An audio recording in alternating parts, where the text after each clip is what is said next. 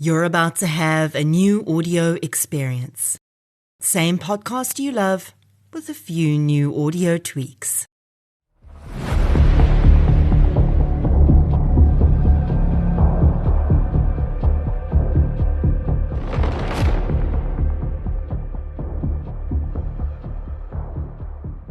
"28-year-old Donovan Jongh was a vulnerable man living with intellectual disabilities in the Western Cape when he was lured into a vehicle with 3 men with the promise of some takeaway food for dinner. What followed was an incredibly horrendous crime, which shocked even those communities who lived among regular gang violence on a daily basis. This is True Crime South Africa. I'm Nicole Engelbrecht, and you're listening to episode 201, The Murder of Donovan Jongh.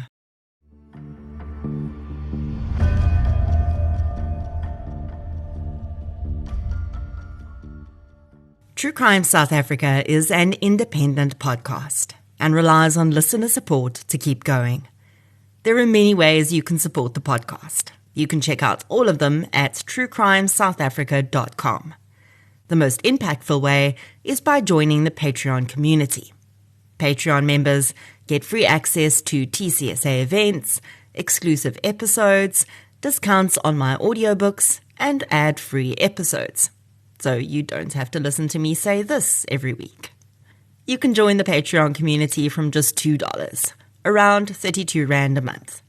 And if you aren't big on commitment, not only is there a free 7-day trial, but you can also cancel at any time. New Patreon supporters get a shout-out when they join. Listen through to the end for that. Patreon/True Crime South Africa. Please. And thank you. This is the first episode in which you're hearing a few new things in the True Crime South Africa general feed. Patreon listeners got the first listen to these changes in their March exclusive episode. I've been running this podcast for almost 7 years, and a lot of its elements, the music, some of the artwork, has stayed the same all that time. I was doing this before podcasts were really anywhere as big as they are now in South Africa, and even across the world. A lot of best practice in podcasting has changed over the years. So I thought the cusp of 200 episodes was a good time to change some stuff up. The intro music you just heard has been created for me by the lovely folks over at Vow FM. And the new disclaimer voice belongs to Karabo Peter. I included that notice in the beginning that you're about to have a new audio experience because I know some folks get very attached with the way stuff sounds, and it can be a bit of a shock to hear something you weren't expecting.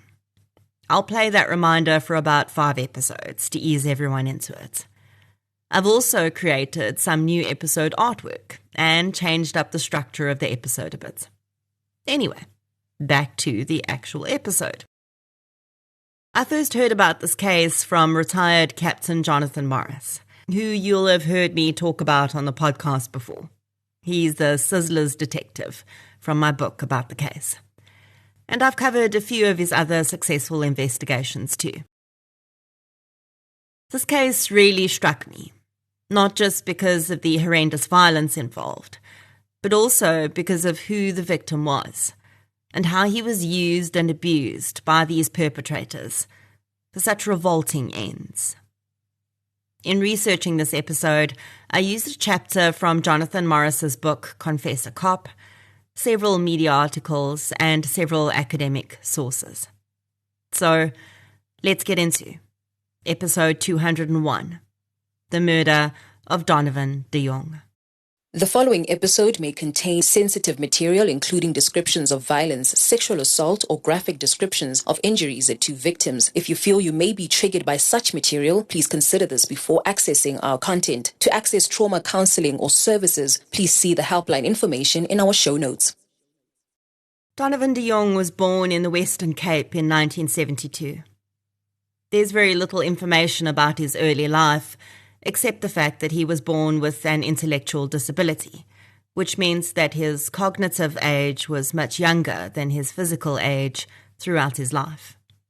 He was often bullied and found himself in difficult situations, especially as a child, because of the difference in cognitive abilities between him and his peers, and also how adults expected him to behave a certain way for his age when he simply wasn't capable of that yet. Donovan was adopted by Sharifa and Muhammad Jacobs when he was very young, as his biological family were unable to care for him in the way he needed. Despite the challenges he faced in life, Donovan was well loved in his community and tried his best to contribute to the household by selling miscellaneous items in the city centre of Mitchell's Plain. The items he sold tended to vary by season, but it was usually razor blades and clothing pegs. These were two items that he'd found over the years people regularly needed and would forget when they went shopping. Donovan, or Donnie as he was affectionately known by most in the community, was a familiar sight in town, standing at the robot with his black plastic crates in which he carried his wares, from early in the morning until the sun set, when he would make his way back home to the Jacobs. Just 2 streets away from Donovan's home lived another young man, whose early years had been anything but easy. 18-year-old Melvin Michels should have been matriculating in 2000, but his life had taken him on a different path. Melvin's street nickname was Curly, and he'd been raised by his grandmother after his mother had left his life when he was 3 years old. Melvin had not done well at school at all, and was regularly in trouble for absenteeism and fighting. He was eventually expelled from primary school and never re-enrolled anywhere else to complete his schooling. Melvin's father had never been in his life, and although Melvin was really the perfect candidate, for want of a better phrase, to be groomed by the local street gangs, he'd never joined one, although this hadn't really kept him on the right side of the law either. By the time he turned 18, he had already been convicted of theft a few times, although he hadn't spent any time in juvenile facilities. In a strange way, it may have been this that could have been his saving grace. Many young men who end up in prison, even if they have not yet been involved in gang activity on the outside, will feel forced to join one of the number gangs on the inside for protection.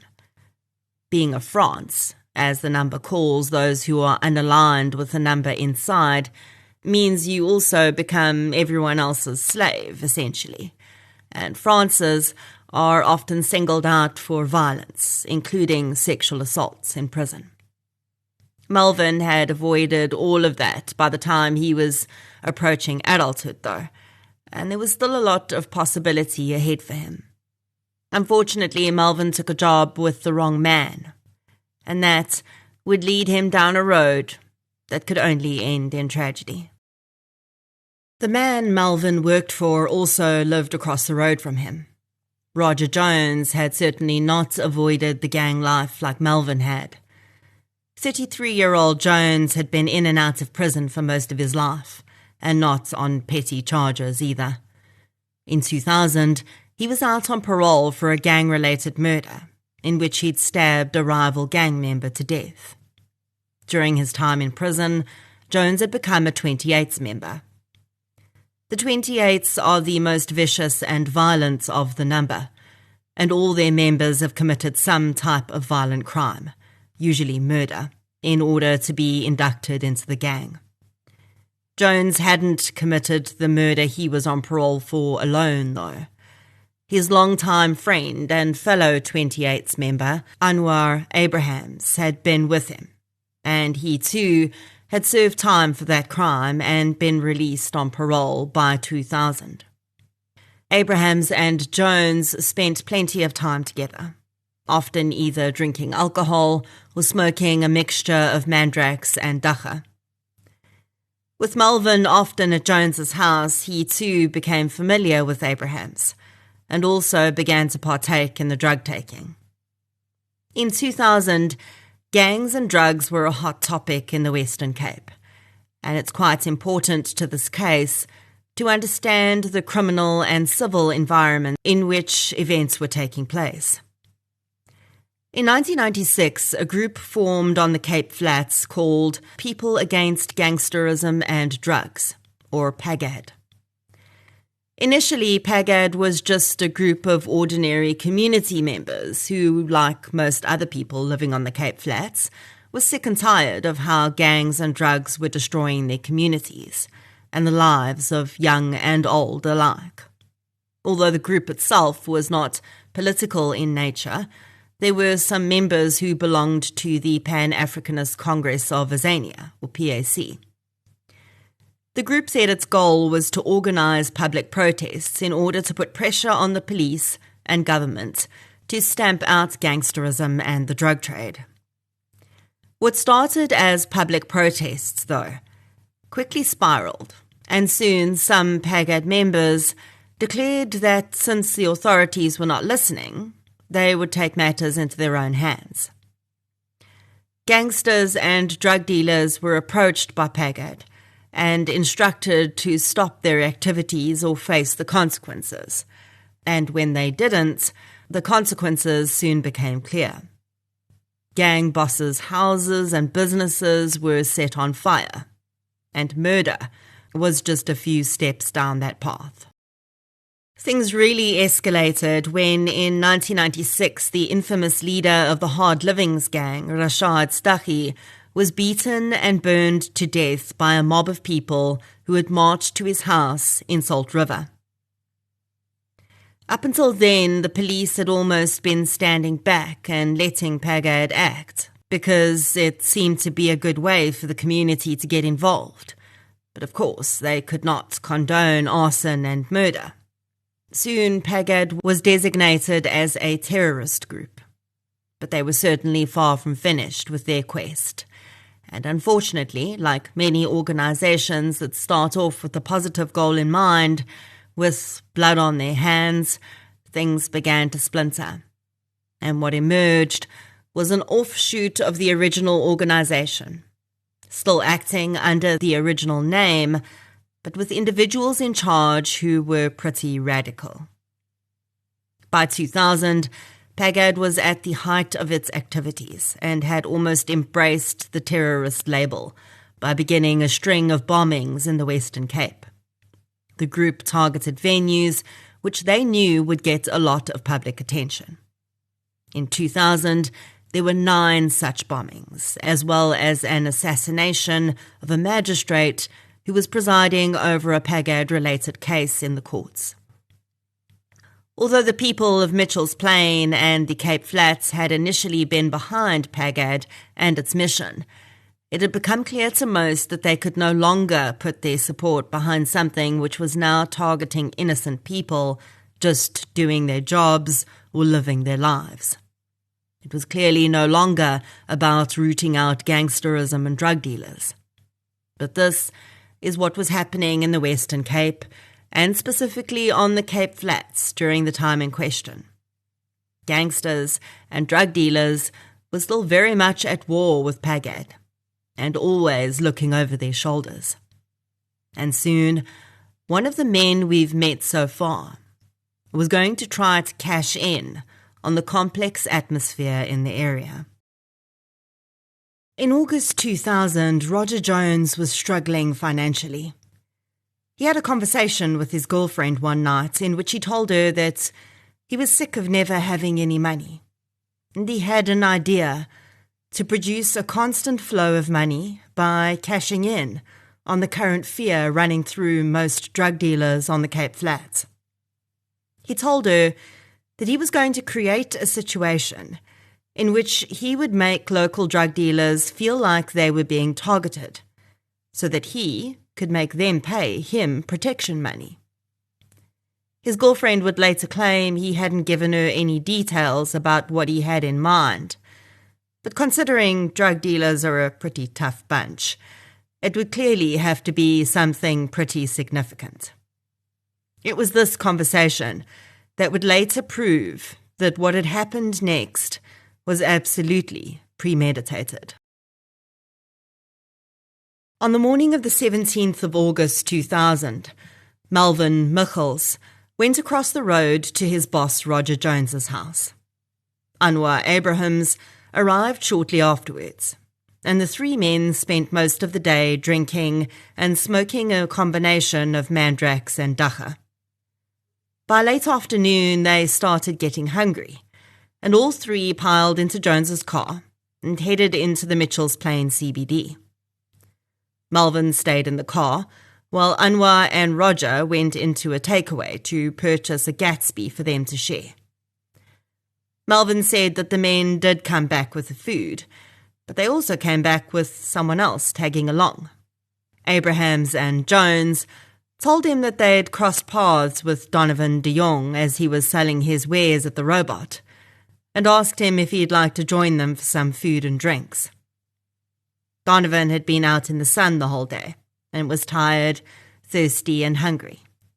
He also figured that Roger Jones's house was just a few streets down from his own home anyway, so once he'd eaten and visited for a while, he could just walk home. Melvin said he was surprised to see Donovan getting into the car with them. He didn't know the man well, but was familiar with them on sight, as were so many others in the community. He claims that he too thought that they'd be heading back to Jones's house to eat, smoke some more, and drink. But when the car started moving, he realized that was not where they were going. Roger Jones soon pulled his car into an open, grassy area across the road from Lenzerheer Psychiatric Hospital. There, he and the other men shared the Gatsby and sat for a while, drinking alcohol he had in the car and smoking dacha. As darkness began to settle, Melvin said that Anwar Abrahams told him and Donovan to go for a walk with him. Melvin asked where they were going, and Abraham said he just wanted to smoke some more and stretch his legs. Jones stayed in the car. Melvin said that Abrahams had walked into some denser trees and then lit up a dacha and mandrax pipe and encouraged Donovan to take a drag of it. As Donovan lifted the pipe to his mouth and turned his head, Anwar Abrahams began to stab him in the neck with a broken bottleneck. Donovan turned, confused, and tried to fend off the attack, but Abrahams kicked the man in the back, and Donovan stumbled to the ground, clutching his neck. While Melvin ran back to the car and told Roger Jones what had just happened, Jones didn't look surprised. Just then, Abrahams walked up to the car too. He leaned in and told Jones that they needed to quickly go to that friend he had with the saw. Melvin said he didn't understand the reference, but was happy that the men were talking about leaving because he was afraid and confused as to what was happening. The three men piled in the car with no further sign of Donovan, but their trip was short. Melvin said they drove just around the corner to a house, and Jones went inside and came back out with the handsaw. He put it in the boot and drove back to the field opposite Lenzerheer Psychiatric Hospital. There, Melvin said both Jones and Abrahams got out of the car, grabbed the saw, and instructed him to get out and go with them. I will warn you that the following details are very difficult to listen to. Melvin said that when they returned to the scene, Donovan de Jongh was still alive.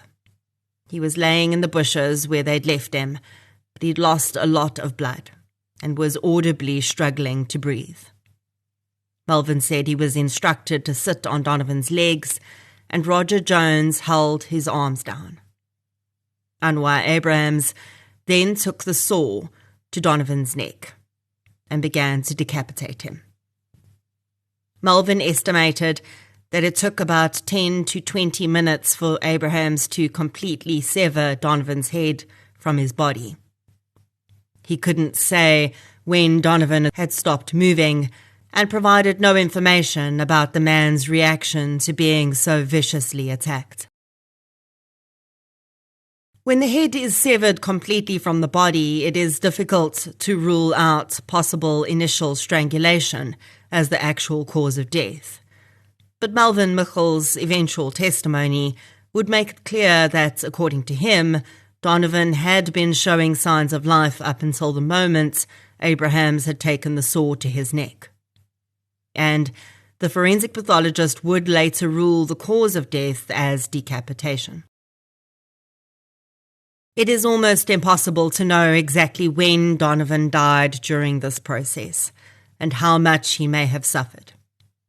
In the case of swift decapitation, such as the previously used method of capital punishment in some countries of beheading, death is immediate. The blood pressure to the brain drops to zero almost instantly. Consciousness is likely lost within 2 to 3 seconds due to the rapid fall of intracranial blood perfusion and the shock to the nervous system. With gradual decapitation of this nature, though, while the victim is still alive, death will more than likely come from exsanguination or loss of blood. Depending on where on the neck the severing begins, one of the main arteries may be hit quite quickly, and significant blood loss could cause loss of consciousness within a short period. The vast majority of murderers who attempt dismemberment of any kind for the first time often misjudge just how much effort and time it takes to dismember a human body, and most ordinary tools are not built for the task, as well they shouldn't be. Because the task is so labor-intensive and time-consuming, a gradual decapitation like this will not always happen all at the same time. So, again, it makes it very difficult to ascertain exactly how much Donovan may have been aware of during this time. We really can only hope that there was a rupture of a main artery very early on in this horrendous act, and he passed away relatively quickly. Melvin Michels said that when the decapitation was complete, Jones and Abrahams had instructed him to place the head into a cardboard box and then put it into the black crate that Donovan used to use to sell his wares in town. They then told him that he was to take the gruesome package to a well-known local drug dealer, one Brian Kahn. There would be 3 sightings of 1 or 2 tall men with a package that contained a head that night. The first was at the premises of Brian Kahn, where his security personnel, who stood watch at the entrance to the house, were approached by 2 men they later identified as Michels and Jones. The men had asked to see Brian Kahn, but the security guards insisted on checking the contents of the box they had with them first. When they opened it up and found the severed head inside, they began to assault Michels and Jones, chasing them down the road, beating them with broomsticks, while Michels clung to the black crate. At the next reported sighting, Jones had disappeared, and Michels would later confirm that Jones had felt that the message would now get back to Kahn, who was in fact the target of his fear campaign for protection money, and he instructed Michels to continue on and sow as much fear as he could among the gangsters in the area, and then dispose of Donovan's head. A woman who was walking home that night said Melvin Michels had approached her on AZ Berman Drive that night, around 6 p.m, and asked her if she wanted to buy a sheep's head and hooves. She declined, and I cannot fathom what Michels thought he would do if she had agreed and asked to see the contents of the box before buying it. Just 15 minutes later, the same woman would witness the aftermath of Melvin Michels' third encounter of the night. The street gang that operated predominantly in the area Michels was walking around in at that time was called the Junior Cisco Yuckies Gang. Jones had thought it was a good idea to also show these individuals what they'd done in the hopes that they too would be concerned and maybe they'd also pay him protection money, or at least they wouldn't intervene in his dealings with Brian Kahn. Unfortunately for Melvin Michels, one of the gang members he approached that night on Jones's instruction was the son-in-law of a bouncer who worked for Brian Kahn. And the man's father-in-law had phoned him just after they'd chased Michels and Jones away and told his son-in-law about the terrible scene they'd just witnessed. So when the young man saw Michels coming towards them with the black crate, he already knew what was in the box, and the gang descended on Michels, beating him up. Michels managed to get down the road to a house and dumped the crate in the backyard of an unsuspecting resident. 15 minutes after the woman had been approached by Michels with what he had alleged was a sheep head for sale, she came across him again. This time, the crate was gone, and Melvin was lying on the pavement, seemingly having passed out from a combination of his injuries from the beating and very high alcohol levels. An ambulance was called for him, and he was taken to the hospital. Around the same time, a resident who lived next door to where Melvin had dropped the crate alerted his neighbour that someone had been in her garden and left something behind. The homeowner went to investigate, and of course we know by now what a horrific sight awaited her. Her screams of horror soon had an enormous crowd gathering around her house. Thankfully, police responded very quickly and were able to cordon off the area and stop too many people from looking inside the package. But as news rippled around the crowd that there was a severed head in the crates, it became almost impossible to hold the crowd back. The current of disputes that had been running through the community and never quite knowing when something was going to happen was still deeply ingrained, and the residents wanted to know who had been killed so they could figure out whose door needed to be knocked on. The two young officers on the scene wanted to leave the package in situ for forensic officers to analyse, but it was simply too risky, with the crowd pressing at the garden gate, so they made the decision to quickly transport the package to the police station. Of course, the crowd followed them there, and soon stood in the parking lot, demanding to know the identity of the victim. By then, one of the top investigating officers in the province had been called, and he arrived shortly afterwards. Captain Jonathan Morris was not yet a captain at this point. That promotion would come 3 years later, after he'd solved the Sizzlers case. He was still incredibly experienced and well-respected, though, when he walked into Mitchell's Plain police station. And although he'd investigated hundreds of cases, and at that point was handling 10 murder cases himself, it was the first time he was about to see a decapitated head.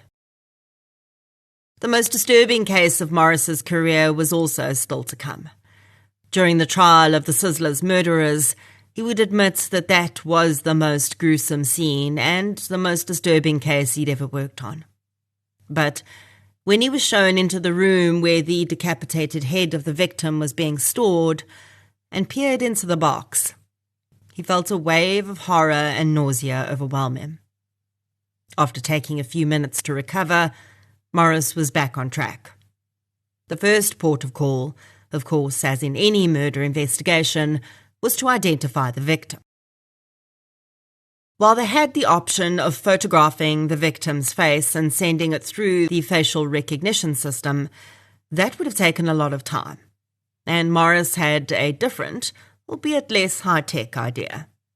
He had to push his way through the large crowd outside when he'd arrived, and he knew very well that the community were often useful in solving cases. And so it was to the crowd that Morris went. Standing outside, surveying the crowd, he identified 3 of the oldest women and asked them to come inside. In his experience, the more elderly women in the community were often the very best sources of information. They usually knew almost everyone, and also often knew everyone's business too. Morris sat the women down and explained that he could use their help in identifying the victim, but they had to know that what they were about to see was truly horrific. The women said that they understood that it would be a terrible sight, but they wanted to help if they could. Thankfully, the first woman to look in the box very quickly identified the victim. She gasped and shouted, "It's Donnie." Within a few minutes, Jonathan Morris had all the information he could gather in one place about the victim, Donovan de Jongh. The information moved through the community very quickly, and within an hour, Donovan's parents arrived at the police station to find out whether what they were hearing was true, and Jonathan had to confirm the worst possible news. Donovan's father also confirmed the identification. Jonathan put out a call through various points to the community for them to provide any information or sightings that might assist the investigation. Quickly, the woman whom Melvin had approached in the street to buy what he claimed was a sheep's head put two and two together and called in to the police station. She identified Melvin and told Morris that she'd seen him laying in the street and was aware that he'd been taken away by ambulance. Morris made contact with the local ambulance service, and they pointed him to the hospital they dropped Melvin off at. Unfortunately, when Morris arrived at the hospital, he discovered that Melvin Michels was much too intoxicated to talk to him. But he was at least able to secure the clothing Michels had been wearing as evidence. He instructed the staff not to release the man until he'd had the chance to question him in the morning. The next morning, while Jonathan Morris was following up on a few other leads, he got a call to say that two police officers had gone to Melvin Michels' home to advise his grandmother that he was in hospital and find out what they could about him and his associates. The woman had quickly told them that he usually hung out with his boss, Roger Jones, who lived across the road, and instead of contacting Jonathan to find out how he wanted them to proceed, they went straight across and confronted Roger Jones. Almost unbelievably, Jones confessed to knowing about Donovan de Jongh's murder and even handed over the clothing that he'd been wearing the previous day. He admitted that there'd been a third person present, Anwar Abrahams. Again, the two officers, now seemingly on a roll, proceeded to Abraham's home and arrested him too, without involving Jonathan. And all of this would have been absolutely fine if they hadn't failed to do one very important thing at Abraham's home. They did not seize the clothing he'd been wearing the day before, and this would become a crucial error. Investigating Officer Jonathan Morris was eventually called that day and advised that two suspects had been taken into custody, and Jones had provided a location for Donovan's remains. Morris rushed out to the field across from Lensekier Hospital and met the officers there. There they found Donovan's decapitated body lying in the bushes. Morris recalls seeing that Donovan's hands were clenched into fists and thinking how unusual that was. Like the decapitation, he had never seen that before, nor since. From the scene, Morris went to the hospital where Melvin Michels was now capable of communicating, but refusing to do so. He was clearly terrified, Morris said. He officially placed Michels under arrest and told him that as soon as he was released from the hospital, he would be taken into custody and put into prison to await trial. Then Morris went back to the police station and interviewed Roger Jones, who, although happy to provide a confession of sorts, was distancing himself from anything involving the actual murder. He claimed he'd been asleep in his car the entire time that the murder must have been happening, and he'd had no idea Abrahams and Michels had killed Donovan until he'd seen the bloodied box in his boot. He also claimed that he'd had nothing to do with the head being taken to Khan's premises, and was never there. Morris did not believe him, but he would wait for the forensics to come back. If he could find some type of proof that linked Jones to Donovan's body, or perhaps get a full confession from one of the others, he was sure he could prove the truth. Jonathan's interview with Anwar Abrahams did not go very well. The man was very aggressive and denied any involvement at all. Jonathan eventually asked him why he had been such a coward, that he would target a vulnerable young man rather than go after a fellow gangster who could fight back. The interview ended there. Over the next few weeks, the forensic evidence results started to come back. Fingerprints linked Jones, Michels and Abrahams to Jones's car, which had of course been at the scene and transported Donovan's head. But the blood and DNA evidence only positively linked Jones and Michels to Donovan's blood. Jones claimed he had only had it on his clothes because he'd touched the crate, but Morris was pretty sure that wasn't true. He just had to find a way to prove it. Shortly after this, Morris visited and interviewed Jones's girlfriend, and she then told him about that plan Jones had come up with to create the protection racket among the local drug dealers. Morris had noticed that Brian Kahn, despite now knowing that the decapitated head had not been an actual message to him, seemed to still have upped his security. Perhaps he figured that if one person was willing to go to those lengths to drum up a need for protection money, it might not be too long before someone else tried it too. Despite Morris's best efforts, he was unable to find any more evidence against Anwar Abrahams. Jones was claiming he had no first-hand knowledge of what had happened. Michels was terrified, and there was no physical evidence to tie Abrahams to it. So, the prosecutor told him they would have to drop the charges against Abrahams and let him go. Jonathan Morris was very upset about this. Donovan was exactly the type of victim he dedicated his career to fighting for justice for. Vulnerable, bullied, just trying to make a life for himself, and caught up in a horrific attack by ruthless gangsters. As the weeks passed and the trial of Michels and Jones loomed, he never stopped thinking about ways he could get Anwar Abrahams back in the dark. Then, in February 2002, a new prosecutor was appointed to the case, and a telephone call from them to Morris changed everything. In 2002, a new piece of legislation had just been implemented for action in South Africa. The legislation allowed what was then referred to as a plea bargain, but is now called a plea deal, to make it sound less like a 50% off sale on chocolate eggs after Easter, I guess. And fair enough. I think because plea deals have now become so commonplace, I was actually really surprised that this was the first time they'd been used in South Africa.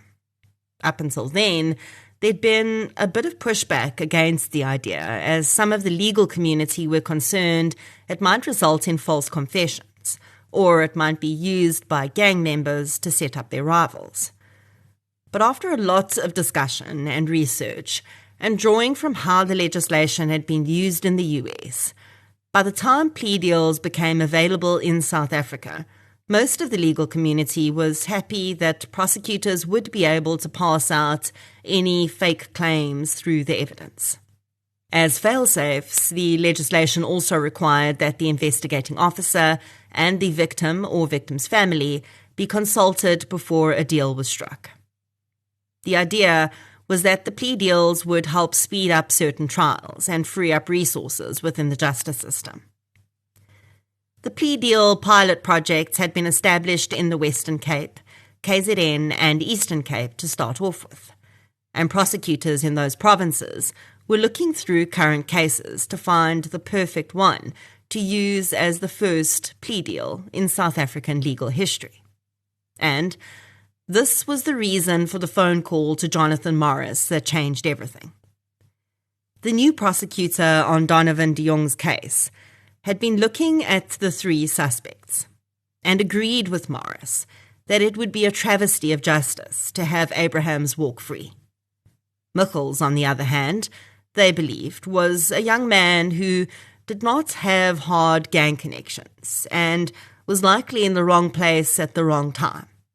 He had, of course, agreed to do some pretty horrendous things that night, but his age, lack of gang affiliations, and lack of prior record made them hopeful that, given the opportunity, he could be rehabilitated and turn his life around.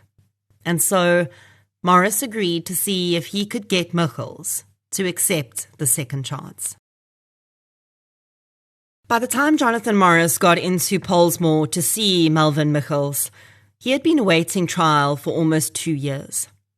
The visit was the first he'd had from anyone while he was in there. Morris's arrival at the prison was prearranged, and it was all done in a very cloak and dagger way. Not because they were doing anything wrong, but because if anyone inside the prison found out that Michels was meeting with the police officer, he could be in deep trouble inside. Michels had no idea Morris was coming, and he was already shaking with fear when the police officer slid in a side door and into an empty office, which had been allocated for their secret meeting.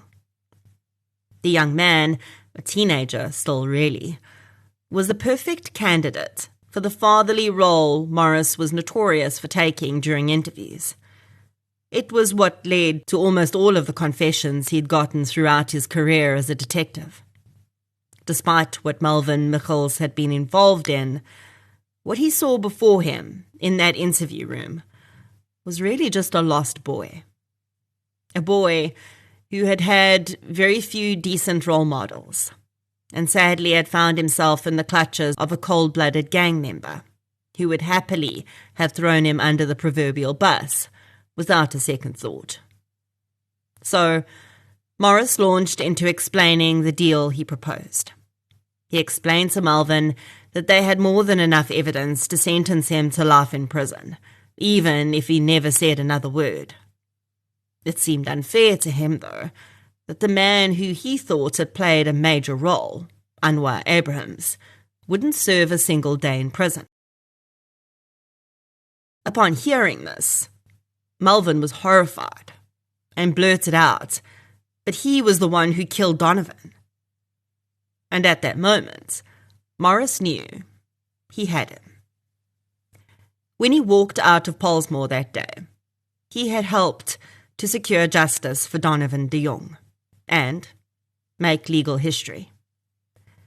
Melvin Michels never went back into the cells at Pollsmoor. It was far too risky. From his secret office meeting, he was whisked away to what was then Victor Verster Correctional Centre and is now Drakenstein Correctional Centre. There, he could more easily be isolated from negative influences, and gang members couldn't get to him. It would be a far better place for him to serve out the time he would undoubtedly still get, but in a way that would give him a better chance at turning his life around. Anwar Abrahams was arrested and charged with murder just a few days later. Jonathan quite enjoyed snapping the cuffs around the man's wrists and leading him away, while Abrahams tried to downplay his own concern by asking if he could finish his beer before he was taken away. The beer remained half full on his friend's kitchen counter. On the 18th of March 2002, Anwar Abrahams and Roger Jones arrived for what they very likely believed was going to be an ordinary pre-trial hearing. Instead, as they sat in the dark, legal history played out, as a still very scared Melvin Michels was brought into the witness box to begin testifying. Michels and his counsel, as well as Donovan's parents, I.O. Jonathan Morris, and the prosecutor, had agreed to request a sentence of 15 years for Michels in exchange for his testimony against his co-accused. The final decision always remains with the judge, and if they feel that justice is not being properly served in any way, they can intervene in the plea deal. But in this case, despite his nerves, Melvin was a stellar witness, and with the added physical evidence and testimony from the other witnesses, both Roger Jones and Anwar Abrahams were convicted of all the charges against them, and each was handed down a life sentence. Jonathan had been pained when he'd heard that none of Melvin's family had visited him while he was in Pollsmoor for 2 years, and when he inquired with the young man's grandmother, he discovered that it was really just down to a lack of transport and money. She had no way to get there, and no way to raise enough money to pay someone to take her. So, once a month for the rest of the time he was based in Mitchell's Plain, Jonathan Morris collected the woman and took her to see Melvin. On some occasions, Melvin's mom joined too, and Jonathan could only hope that this would be the start of building a stronger family unit to support him when he was released. Plea deals are often questioned by the public, and sometimes it feels like people who shouldn't are getting away with much less time, and they shouldn't be rewarded for telling the truth. But if there's anything I've learned over the last 7 years, when it comes to justice in a court of law, it's not really about what you know. It's about what you can prove. And sometimes the evidence is just not there to prove a charge, even if you know the person is guilty. It's incredibly frustrating, but it's also an important safeguard in our justice system to reduce the possibility of innocent people being convicted of crimes they did not commit. In crimes where there are multiple people involved, there's almost always someone who is less culpable to an extent, and who would be far less of a danger on the outside than some of the others. In situations like that, it makes sense to use that to secure convictions for the really dangerous people. Sometimes it's the fastest and easiest way to ensure justice for the victim and allow their family to be able to move forward with their grief.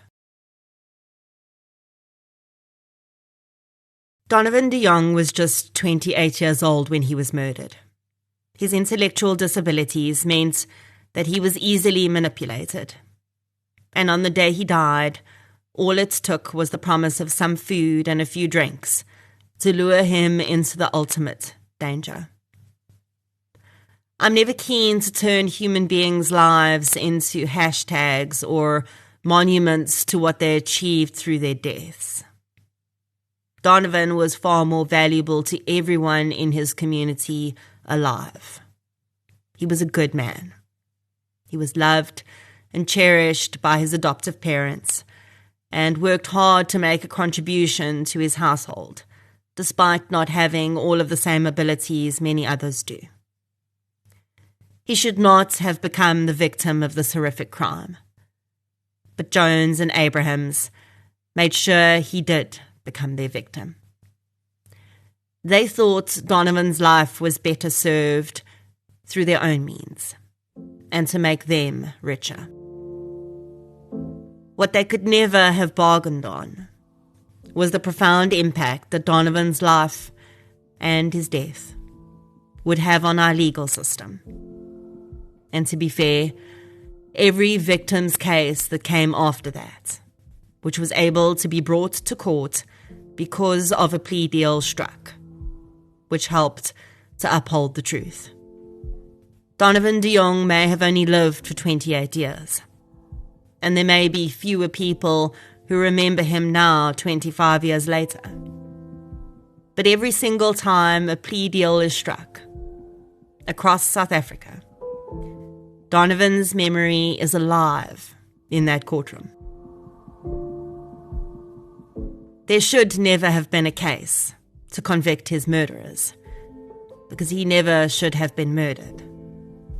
But thousands of victims have seen and will see justice because Donovan lived.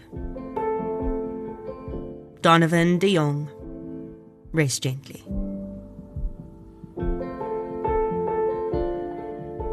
For more victim-focused true crime content, please follow True Crime South Africa on the app you're using to listen right now.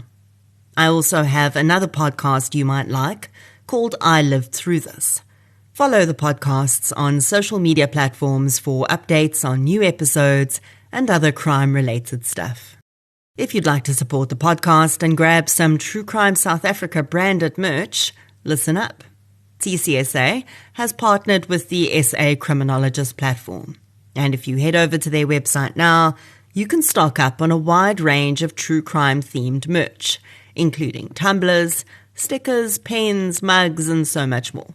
And if you use the code TCSA at checkout, you'll get a site-wide discount of 10%.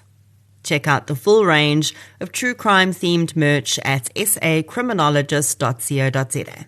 And support TCSA while grabbing some truly cool goodies for you or your partner in crime. I'll be back with another episode before you know it. Until then, thank you so much for your support, and I'll chat to you soon.